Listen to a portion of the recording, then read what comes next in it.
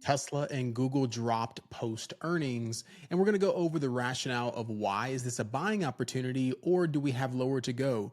Both of these companies were signaling a little bit more of a bearish sentiment coming into earnings as we were creating lower lows and lower highs underneath key moving averages. So we'll look at those on the charts and also go over what the market might present for the remainder of the week. We're still in a chop zone, chop range for the SPY, QQQ, and IWM. They're just range bound going up and down. So please manage risk until we break out of these ranges.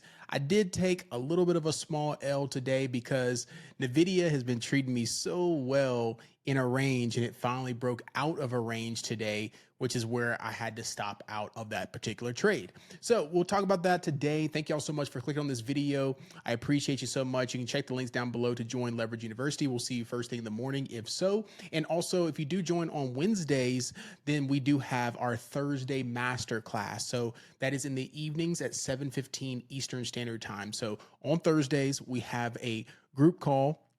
We can ask questions, learn about the market, any kind of question that you would like. If you're a beginner, intermediate, or advanced and just kind of want to talk about the market for about 45 minutes in the evening time, then hey, we'd love to have you in before tomorrow evening. All right, so let's jump into it. Thank y'all so much.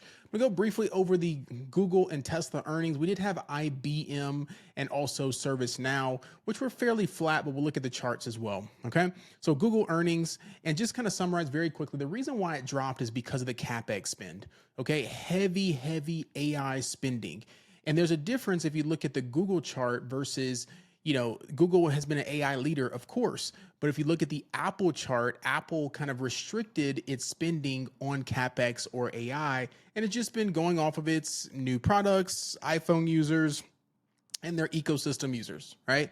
So that is why it's more of a sustainable, less volatile company. And that's just one example. But Google in this case, why, for those that don't know, is because when you're spending heavily on a new innovation or something new and you have a little bit of hesitancy as what type of returns is that going to bring? Is that cutting into our profits, our kickbacks, whatever it might be? So investors get a little bit weary and pull back their profits or take profit, or their stop losses get hit. So just a simple thing there, but nothing wrong as far as their ads beat, double beat, driven by demand, strong beat there. So Google, still a quality company. You get a quality company on a discount. I think, as I've said before, when you have earnings, I personally think the best type of earnings reaction is typically a reaction where you have positive earnings reports and the company drops. Okay, because you can now resettle in, do your due diligence, and you get that company on a discount with positive earnings. Okay,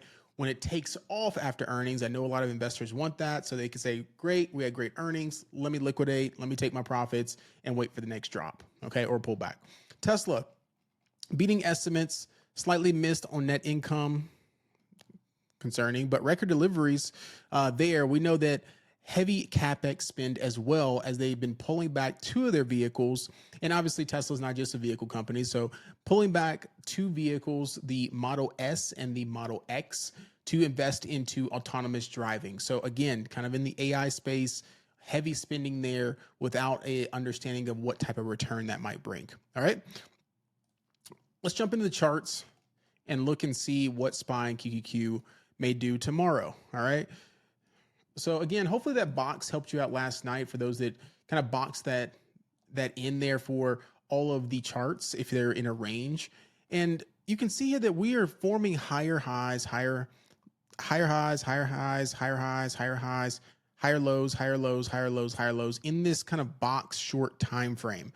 This is a 2-hour time frame. If I jump in the 4-hour, you can see the same thing. But if you look here on a bigger time frame, we're still in a slight lower high.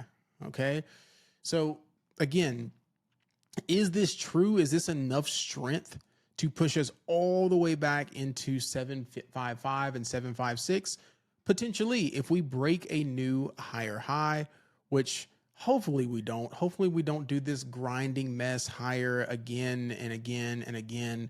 And that's just what July is bringing. If we look at the July month, right, it's a doji candle that's top wick heavy, bottom wick heavy, and sitting in the middle. Okay, we call it an indecisive doji or indecisive candle. Okay, it's sitting right in between this massive uptrend, massive downtrend, and then we're sitting right in the middle for the month of July. So, in my opinion, all this seller protection is still up high here, and we need to break underneath that 739. Okay, we need to take out a monthly low somehow, some way. Otherwise, we're just going to chop in between last month's range 753 to 755, and then maybe back into 740. Okay, and here's your box that would look kind of like this. All right, so not the best looking, trying to obviously, you want to get ahead of the big move, but still being patient. Got to break underneath that 739.50. And I do like that, SPY is starting to really show that 750 has heavy sellers. And I do like how SPY finished off this candle here, which was somewhat of a inverted hammer, but the location of it. So we've got to have follow through where it breaks underneath 746 on SPY, and we get that breakdown kind of like that.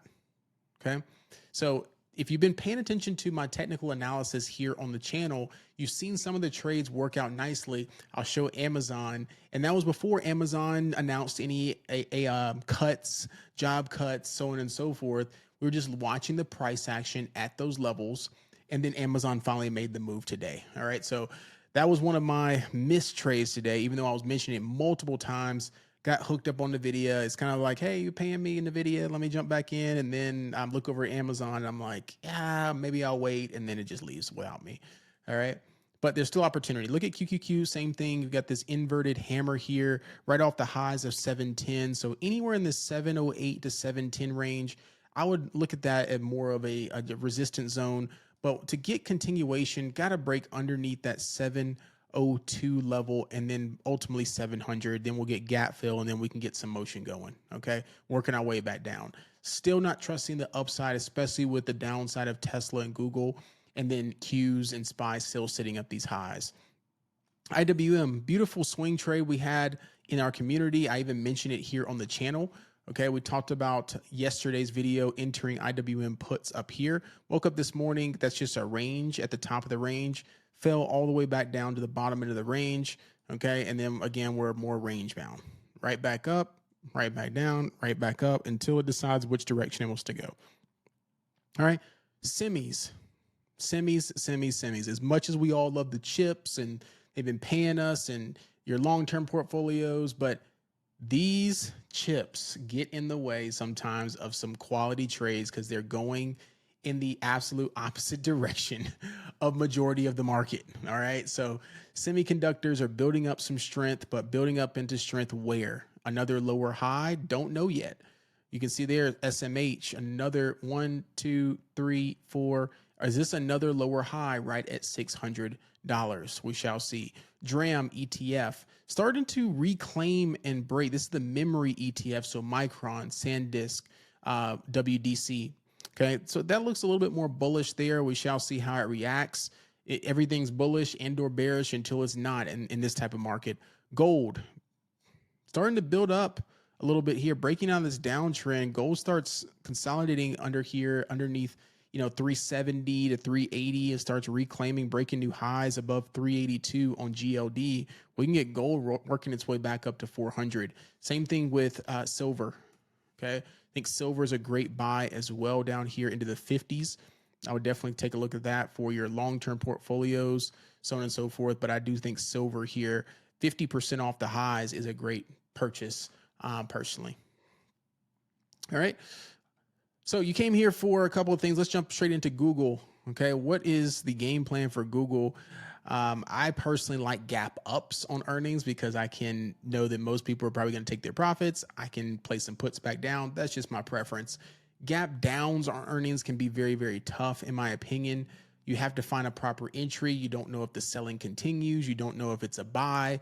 So I always say if we gap down, which Google at the close today was at 342, as you can see right there, down into 334 right now. And we got the daily 200 sitting right here.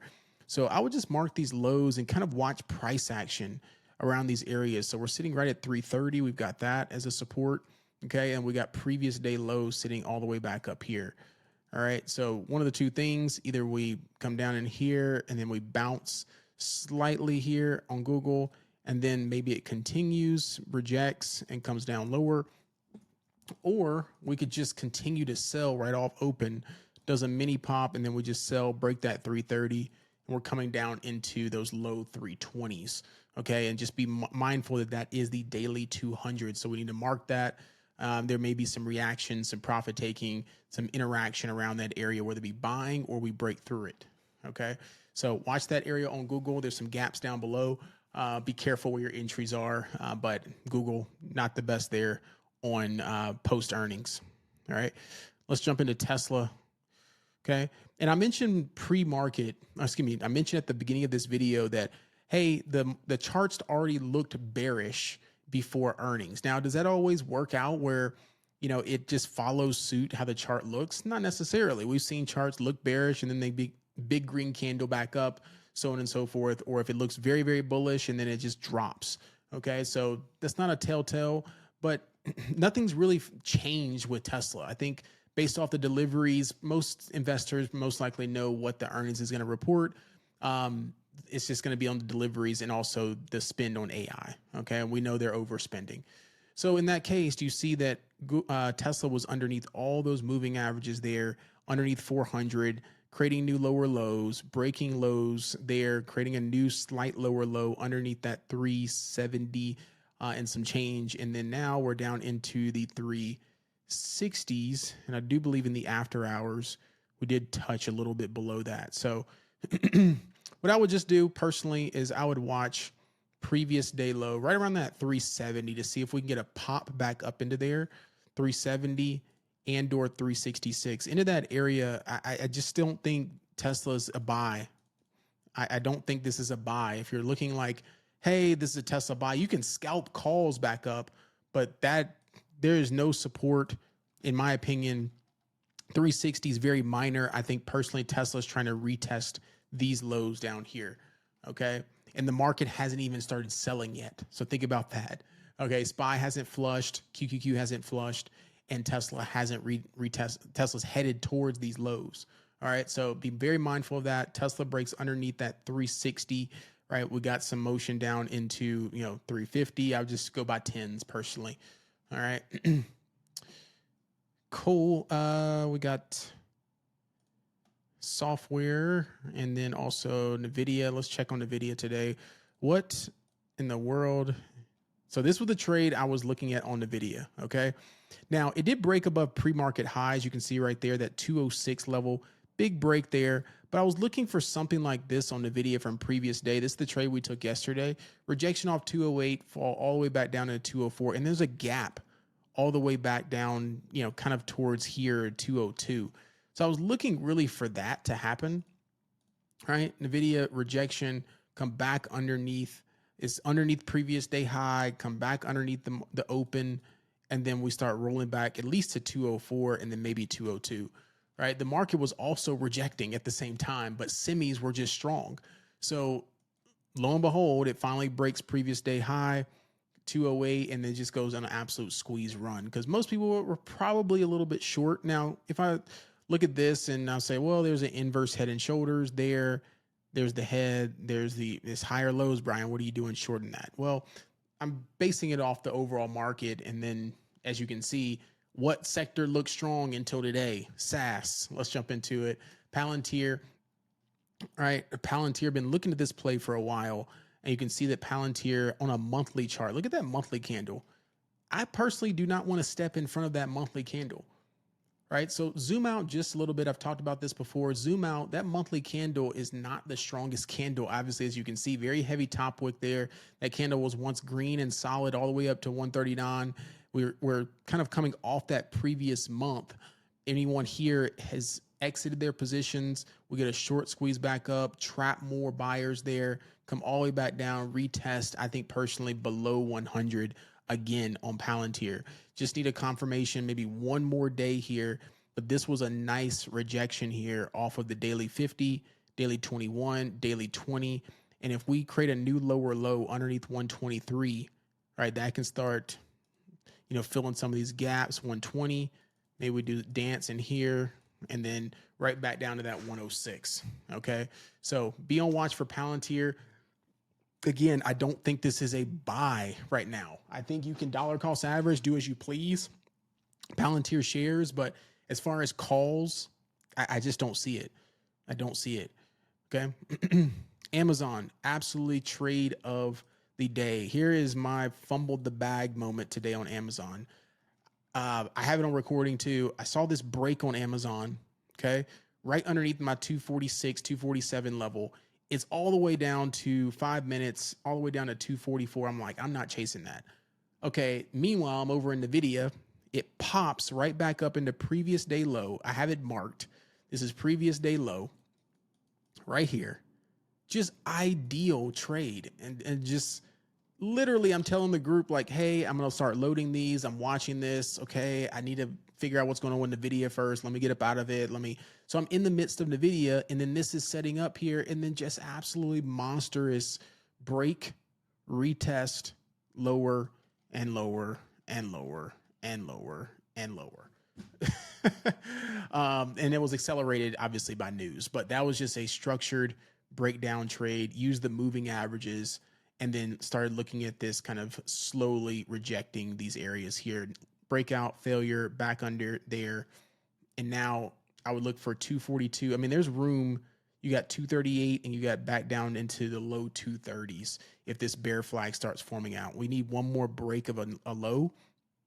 But in general, underneath that 245, anywhere around here, I think personally, new low break, we got room. We got room. All right. Apple, just consolidating in this range. I mean, top of the range, bottom of the range. Apple was actually a decent trade today, up at the top of the range, underneath 330, back down to 324, and it's trying to just break out of this range. So there's that range, and then technically there's this range. All right. So if Apple can get underneath that 322, break underneath there, then we got some action going on. So I think Apple personally, this looks more like bearish consolidation, right? A little bit of a bear flag consolidation for another drop lower, something like that. So we shall see. Microsoft, again, all software. Microsoft lower, in my opinion, back down to 380 personally. I think that's just a triple top rejection off of their IGV, the software ETF, just getting demolished right now. I don't like that look, rejecting underneath those moving averages right now. So we'll kind of see how it reacts the next day. But if it creates a new lower low, then we're coming down. All right. That's all I got, folks. That's all I got. If you want more, as far as what, Brian, do you see any buys? Like, let's talk about Oracle. Let's talk about these other things. Do you see any buys? I do, but I'd rather see the market fall and then those hold up a base. So I think dollar cost averaging, shares, so on and so forth. But leaps, I do think Oracle's a good leap opportunity. I do think there's some others in the market, but the market still has not yet pulled back. I want to see SPY and QQQ start dropping and then watch those stocks and see if they hold. All right. Thank y'all so much. Not financial advice here. Do as you please, but we'd love to have you inside the community. Really quickly. There we go. Shout out the wins really quick. And I'll also shout out my loss. All right. Today was just get my losses back from yesterday. Shout out to Dreama, just scalping back and forth. Shout out to Carlene, as you can see, 250 there, 100, 460, 130. She took those QQQ puts from yesterday. I did get a nice SPY put off the high, 750. But as you can see there, tried NVIDIA twice, posted in the losses there. A very, very small loss. All right, my position sizes are typically right around $1,000. So 15% I was out, another 15% I was out, and that's how I got to roughly $300. So if you wanted to know, most of my position sizes are right around $1,000. So when you see 60%, 50%, 80%, right, that's $300 to $500 to $600 per trade that I am taking. So I'm not trying to risk a lot personally in the markets. I'd rather buy shares. I'd rather, buy long term. But in other words, like, you don't have to put a lot in to make a lot of money. You just have to have the right trades and then put the right amount of position sizing. And I do have a video on the channel about position sizing. All right. Talk to y'all later. Blessings. Until next time. Bye. See y'all in the morning.